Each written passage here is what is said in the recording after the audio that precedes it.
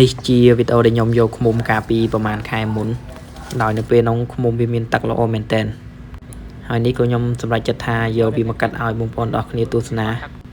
ហើយកុំឲ្យខាតពេលយូរយើងចូលទៅកាន់វីដេអូយើងទាំងអស់គ្នាហើយកន្លែងនេះយើងបានមកដល់ឃ្មុំដំបូងរបស់យើងហើយឃ្មុំនេះវានៅទីបដីទេ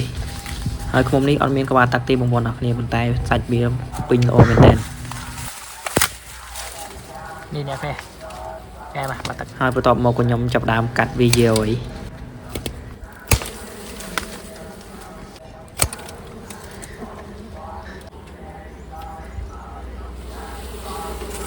អូសាច់ពេញល្អអ្នកនរគ្នា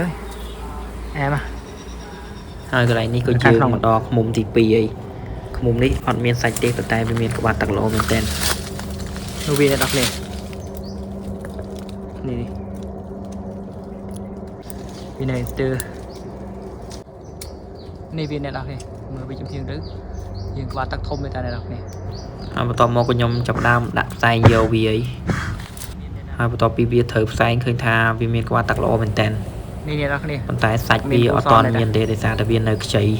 អ្នកនរគ្នាឥឡូវយើងទុកផ្លិតវានៅនេះជាមួយយើងកាត់យកក្បាលទឹកในសាច់អញ្ចឹងវាដឹងនៅទាំងអស់អ្នកនរគ្នាវានៅខ្ចីពេកអញ្ចឹងហើយបន្ទាប់ពីយើងយកឃ្មុំនឹងហើយក៏យើងមកដល់ឃ្មុំមួយទៀតហើយអាឃ្មុំនេះវាទួចទេបងប្អូនទាំងអស់គ្នាហើយវាអត់ទាន់កើតល្អទេ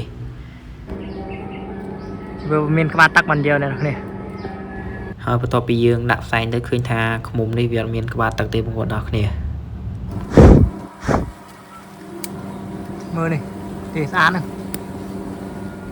ហើយកន្លែងនេះក៏យើងមកដល់អាមិនសបុកទៀតហើយអាមិនសបុកនេះលើដើមខ្នោនៅខ្ពស់តែបងប្អូនទាំងអស់គ្នាអាសបុកនេះក៏អត់មានទឹកដែរប៉ុន្តែវាមានសាច់បងប្អូនទាំងអស់គ្នានេះក្លប់អត់ដល់នេះ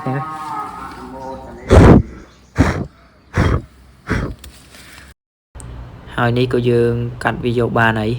បន្ទាប់មកក៏យើងទៅដល់ឃ្មុំមួយទៀតអាឃ្មុំនេះវានៅលើដើមអាស័យអាហ្នឹងក្បាលទឹកល្អមែនតើបងប្អូនទាំងអស់គ្នា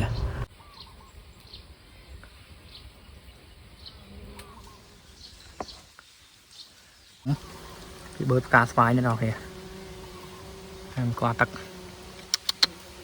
អែមហើយបន្ទាប់មកក៏យើងកាត់វាយកបានហើយបងប្អូនទាំងអស់គ្នាតាក់អាស័យបែកអស់មិនតិចហើយកន្លែងនេះជាឃ្មុំមិនសបុកទៀតឃ្មុំនេះនៅខ្ចីទេវាទំមកទុំទេតែយើងយកពីត្មងទៅដោយសារតែពេលហ្នឹងនេះវាសបោផ្កាទោះបីជាឃ្មុំនៅខ្ចីក៏វាមានទឹកដែរអ្នកទាំងអស់គ្នាបាត់ទឹកល្អល្អគាត់វាតូចនេះហើយនេះជាឃ្មុំមិនសបុកទៀតអាឃ្មុំមិនសបុកនេះកាចមែនតើបងប្អូនទាំងអស់គ្នាដេញតិចឡើងពេញហ្នឹងអូអែមណាស់អ្នកគ្នាយ៉ាហើយកន្លែងនេះជាពេលដែលឃ្មុំនឹងចាប់ដើមដេញហើយកាយអ្នកគ្នាហើយដោយសារតែឃ្មុំនឹងកាចពេកក៏យើងធ្វើគប់ដើម្បីយកវា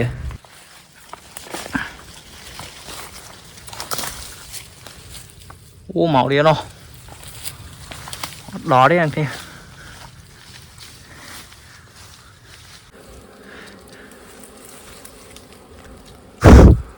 គប់អត់ចង់ឆេះទេអ្នកគ្នា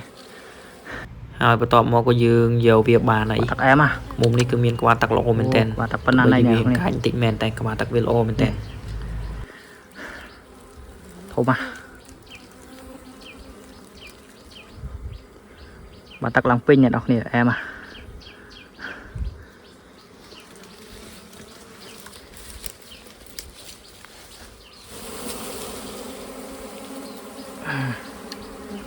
អូអែមហើយបន្ទាប់ពីយកអាហ្នឹងបានក៏យើងមកដល់ឃ្មុំមិនសបុកចុងក្រោយ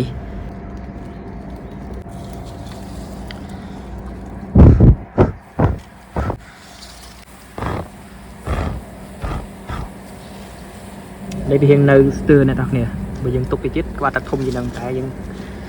យកហើយអ្នកនរគ្នានេះអ្នកនរគ្នាយកបានណាក្បាលទឹកទូចនេះឥឡូវយើងដាក់ផ្លិតទៀតអ្នកនរគ្នា